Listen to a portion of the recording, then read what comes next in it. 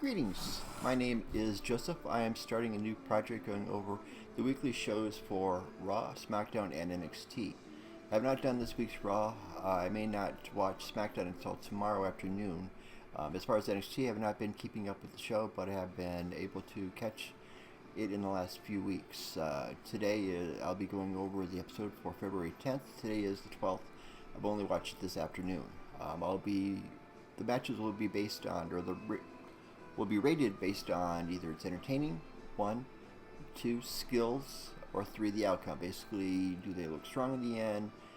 Do they both look good? Do they both look like stars? I'll be giving a 3-point metric, and we'll break it down either good, we'll get a 3, average we'll get a 2, bad we'll get obviously. So we'll just go right into it. So today's show, or Wednesday's show, started off with the semifinals for the Dusty Rhodes Classic. We had MSK versus Legado del Fantasma. I'm hoping I'm pronouncing that correctly. Started off good, good groundwork to start with. The match, as the match progressed, the action sped up. In the end, MSK won. It was, I would say, it was an entertaining match. Got a 3. There was a couple of moments when I thought maybe their moves weren't great. It seemed like they seem like they're still under development. Now I wanted to give them any necessarily bad, but you can see that they're still working on their skills. So I gave that one a 2 for skills, and a 3 for in the end, because both in the end looked really good. Both teams look strong. I can see them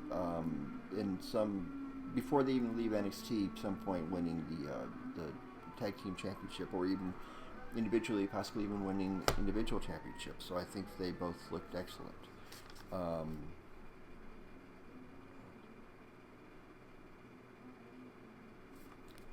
After that, we got a promo segment from Mercedes Martinez.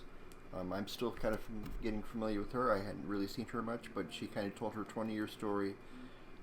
She's setting up for a triple threat match for the Women's Championship against Io Shirai and Toni Storm for Sunday. Sunday, if I didn't mention, I don't believe I did mention, and I was kind of surprised there will be a TakeOver special Sunday. It's going to be Valentine's Day. I guess it's called the Vengeance Day TakeOver. So that should be kind of interesting. The next segment, we got something about, I'm not sure what the character's name is, some like weird ancient person, like 1,000 years old or something like that. I'm not entirely sure what's going on there, but she has these two people sort of under her spell. Zaya Lee versus somebody. I don't remember they even mentioned her name. I was kind of confused at what's going on here. I guess we're going to find out more as the show progresses. At some point, it almost looked like an intervention, like the Lee's friends were trying to break her from the spell. I gave it just basically a 2 all around. It was sort of entertaining. I gave it a 2. Skills, I mean, it was a squash match, so I gave it a 2. In the end, because I'm not really sure what's going on, I'm going to stick it with the 2, so it looks like it's a solid 2. After that, we were backstage. And then we see, what's his name? Karrion Kross. I probably pronounced his first name wrong. His manager is talking to William Regal. One thing I thought was kind of cool, on his desk he has what looks like a display with brass knuckles. I don't know if I've seen that before, but I thought that was kind of a cool display. But this is setting up a match between Karrion Kross and Santos Escobar, who is the leader of the trio, or the tag team that lost earlier. Mentioned something about Draga. It just seemed a offhand thing at the end. I'm not really sure if that's going to be bringing in another wrestler. From then, we got the mentioning of we're going to have the women's semifinal, not right away. But they bring in Johnny Gargano and his group, The Way. I think that's what they're calling themselves. And I think it's kind of funny. He supposedly broke his arm last week, or at least, what's his name? Kushida broke his arm last week, and somehow he needs a wheelchair. when he has a broken arm. I think that was kind of funny. I'm really liking this group. I think they're pretty funny. I think Johnny Gargano is a pretty funny heel. I'm not sure if that's, well, obviously that's what he's going for. Sorry if I'm looking down because I'm reading my notes, because I am very unprofessional at what I do. I'm not a professional YouTuber. I'm just a guy who's trying to do a project because I'm bored. He continued. I'm speaking about Johnny again. Hates wheels. He feels he would not be able to defend. Oh yeah, now I remember. Sorry, I'm trying to remember what my notes were. So basically, William Regal comes out and says, well, if you can't defend, then he gives Austin Theory the option. He, of course, doesn't like that option because he doesn't want to give Austin Theory the opportunity to lose the belt, obviously. So, so they have a match between Austin Theory and Kushida. During the little scuffle, you can see that Johnny Gargano is not hurt. It was totally a fake. And obviously, because he's the heel, that's what they do. They're not exactly honest. Alright, so once the Way will leave the room, or leave the ring, we get the Ember Moon, Shotzi Blackheart versus Candice LeRae and her tag team partner. Don't remember exactly what her tag team partner is. I know she's a member of The Way, one of the 4 members of The Way. I find them to be quite entertaining. The match was good. I gave him a 3 for entertaining, a 2 for skills, and a 3 for outcome because it was a good match. I think both of the teams look good in the end, and I think they both have excellent opportunities or chances in the future for tag team gold or even individual gold. From there, we get some talk from Tommaso Ciampa. I'm probably getting his name wrong earlier, and Thatcher, talking about their match later in the night, which will be against the Grizzled Young Veterans. That's their finals in their the men's Dusty Rhodes Tag Team Classic. We get a little discussion with Santos, and he talks to his teammate, and he also discusses his match for next week. We'll get a little bit more information about, or a little bit more about that match a little bit later in the show.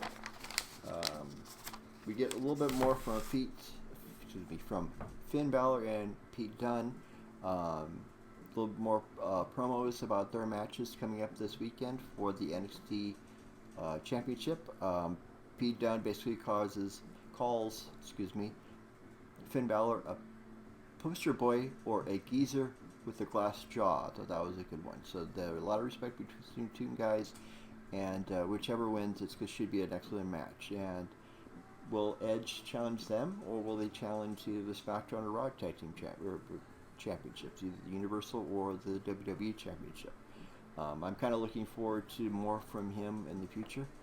He couldn't have picked a better time than to the current roster, because WWE has so much talent right now. It's like a child in a candy store, really, or a toy store. Just imagine if you had access to all the best action figures when you were a kid, and all those battles you could, make believe. Sky's the limit, basically. We eventually get Kushida versus Austin Theory. That was an excellent match. I gave it 3 across the board, 3 for entertainment, 3 for skills, and 3 for outcome. Even though Johnny Gargano did cause interference, he super kicked Kushida and giving him basically the win for disqualification. We get a brief Imperium promo. I haven't really seen much of them, but I haven't watched NXT UK. I'm not really sure if they've really had much shows since the pandemic, but I haven't been keeping up with that. Then we'll suddenly get some aftermath. The members of Del Fantasma, Legado Del, I know I'm getting the name wrong, but they get attacked by Karrion Kross, and then he basically sends a message to Santo. I'm pretty terrible with names, sorry. Some of these people are kind of new to me, so I haven't really seen them that much. Then we suddenly get the return of, what's his name, Grimes. I kind of think of him as Captain Caveman with that cowboy hat on. But he comes in a Lamborghini, and he's suddenly super rich. So from what it looks like, he took advantage of that sudden boost in GameStop stocks and made himself a lot of money. And he's even talking about Dogcoin, whatever that is. I guess he's talking about like the Bitcoin type stuff. It says he doesn't have to fight no Dexter Loomis or no zombies, and from what it's looked like on the I used the closed captioning just so I can get some of the names right spelled. It's only says Dombies, Dombyes. It says zombies. No more zombies. So that was kind of funny. And from there we get a little more for Johnny Gargano, basically saying that he did Kushida a favor, but he's going to be defending that belt this Sunday. Then we get the main event of and this is going to be the semi-final match between Tommaso Ciampa and Timothy Thatcher. So the match just starts outside the ring, like usual. Not really the match, but the fight starts outside the ring, and there is a little bit of scuffling outside the ring until they finally get into the ring, and they are able to start the match. It was a good, hard-hitting bout, good tag team strategies. The grizzled young veterans kind of took advantage of Ciampa being out of the ring while they beat up on Thatcher, and vice versa. So they basically were able to isolate them and just attack one or the other. And they're definitely using some excellent tag team skills. So I gave this one also a 3 across the board. 3 for entertaining, 3 for skills, and 3 for outcome. So from here, what is Timothy Thatcher and Gargano going to do from here? Are they going to continue rivaling, or are they going to continue as a tag team? I think I would lean towards more for seeing them as a tag team. I think they would be an interesting tag team champions, as well as I think they would really help either the Raw or SmackDown rosters if they were to join as tag teams. So that pretty much was the February 10th edition of NXT. This is the go-home show for this coming pay-per-view, which will be, I guess it's for Valentine's Day. I think it's Vengeance Day, and we'll be getting Grizzled Young Veterans versus MSK, Johnny Gargano versus Kushida for the North American Championship. That first one, that will be for the men's Dusty Rhodes Tag Team Classic, and they will be able to challenge the men's tag team champions. Then we'll get the Dakota Kai and Raquel Gonzalez versus Shotzi Blackheart and Ember Moon, which I'd like to see Shotzi and Ember as a tag team. I think they would be also really good. They work really well together. And then we'll have Io versus Tony versus Mercedes Martinez for the women's championship. This is going to be this coming Sunday. And then probably most likely the main event will be the Finn Balor versus Pete Dunne, which should be a classic incident. I imagine at least a couple 5-star matches for this show. So I'm kind of curious what your thoughts on this show so far.